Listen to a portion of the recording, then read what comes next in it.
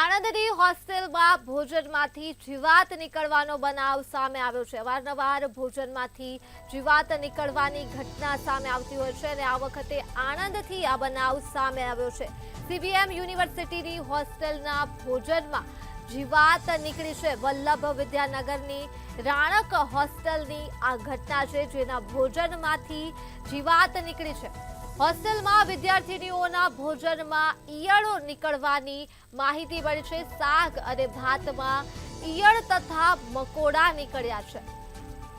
તો હોસ્ટેલમાં રહેતી વિદ્યાર્થીનીઓના સ્વાસ્થ્ય સાથે ચેડા થઈ રહ્યા છે અને ભોજનમાંથી ઈયળો નીકળતા જ વિદ્યાર્થીનીઓએ હોબાળો મચાવ્યો હતો।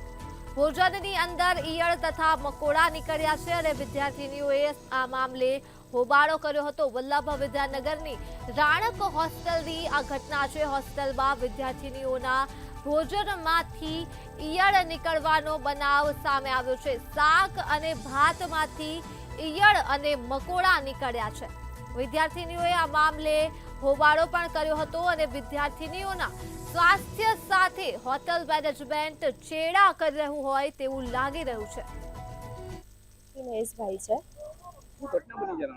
હું રાણક હોસ્ટેલમાં રહું છું। અહીંયા આગળ ખાવામાંથી કંઈ ને કંઈ નીકળતું જ હોય છે। જીવાત છે, ઈયળ છે અને હું 2 દિવસ પહેલા જ બીમાર થઈ છું અને કાલે જ મેં હોસ્પિટલમાં પ્રાથમિક જે સારવાર કેન્દ્ર છે વલ્લભ વિદ્યાનગર ત્યાં બતાવીને આવી છું। તો બીમાર થઈએ તેનો જવાબદાર કોણ?